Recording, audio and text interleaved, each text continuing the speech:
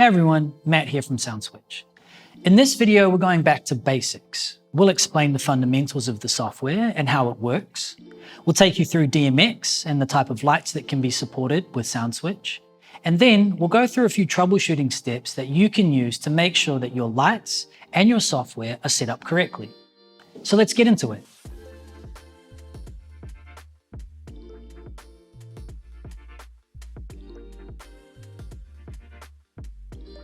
So what is Soundswitch? Soundswitch is a DMX control software that allows you to control any and all DMX fixtures.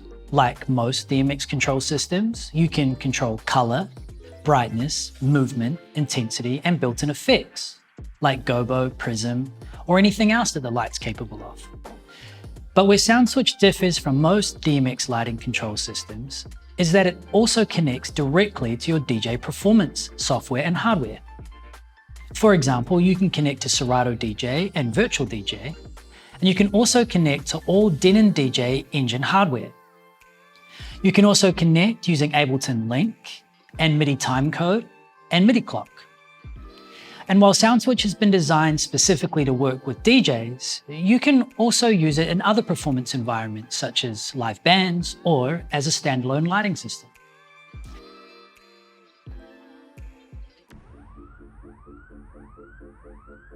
So what hardware can be controlled by Soundswitch? The short answer is any and all DMX fixtures can be used with the Soundswitch software.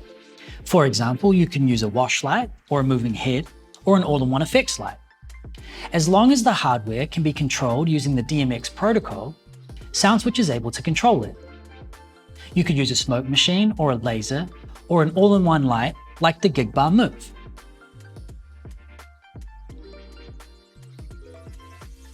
So what is DMX and how does it work? DMX is a communication protocol. It's used by control systems like Soundswitch or a DMX console like a lighting desk to control DMX fixtures. DMX fixtures are any piece of hardware that can be used and controlled by the DMX protocol. DMX fixtures could be anything from a wash light to a moving head, or even a laser or a smoke machine. As long as the hardware can be controlled using DMX, then Soundswitch can be used to control the fixture. DMX works using two concepts. One is called control channels and one is called DMX universes. Now, this bit can get a bit confusing, but don't worry. We've put some links in the description below that will help you understand how DMX works in more detail. You don't have to be a DMX expert to use Soundswitch. We've designed it to hide that complexity, but give you the power to create awesome light shows. We'll cover off more of that in a video that's coming later, but for now, let's stick with the fundamentals. Control channels are used to control different features of the lights, and a DMX universe is a group of control channels, 512 to be exact. That's why sometimes you can see DMX referred to as DMX 512. So one DMX universe allows you to control 512 channels, and Soundswitch supports two universes, which means you can control 1024 different individual DMX control channels. Each fixture, depending on its complexity, will be requiring a different amount of control channels. For example, a simple RGB wash light requires 3 channels because it has 3 main features: red, green, and blue. When Soundswitch wants to put the red full noise, it will send a full red signal to the light using the red channel. If you want to mix 50% blue and 50% green, then Soundswitch will send a 50% signal down the green channel and a 50% signal down the blue channel. The result will be a kind of mix between green and blue. And some lights have more control channels than others because they've got more features. So while this wash light, for example, needs 6 channels because it has red, green, blue, amber, white, and UV, this light has all the same color controls, but it also needs to control the movement.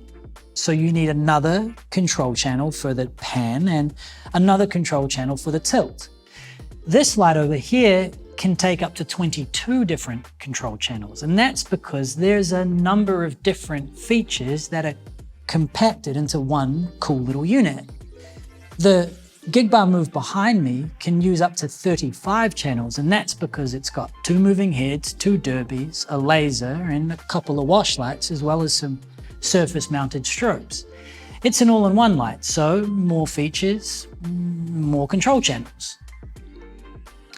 The limit to the control channels, or the universes, the 512 that I mentioned earlier, is because each DMX interface, like this one, which I'll explain more in detail soon, only can send out the 512 channels. So if you've got 100 lights and all of them use 100 channels, then you're not going to have enough universes. But most people who use Soundswitch will use up to 2 universes. And depending on how many lights you have and depending on how many control channels each light has, you'll need to take up a different amount of channels. So it depends on your setup. But if you're wanting to know how many lights you can support, here's a good way to look at it. If you have 10 lights that use 50 channels, you're going to use 500 channels, which means you've only got 12 channels left. So you might need to start using a second universe.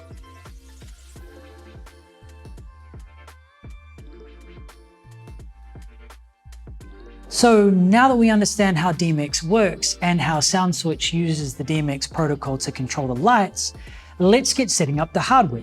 The first thing we're going to need is a USB to DMX interface, and we're going to need some DMX cables. We're also going to need some lights and a laptop or MacBook to run the software. The DMX interface that I'm going to be using is the micro USB to DMX interface that we make to work specifically with Soundswitch. We do support third-party interfaces, so check out the links in the description below for a list of different supported interfaces and how you can get those connected and up and running with Soundswitch. Because I'm using a MacBook, which has USB-C ports, I'll need an adapter to run from USB-C to USB-A. I'll get that connected, and then I'll connect the USB-C end to the computer. I'll then get my first DMX cable and I'll run it from the interface into the first light.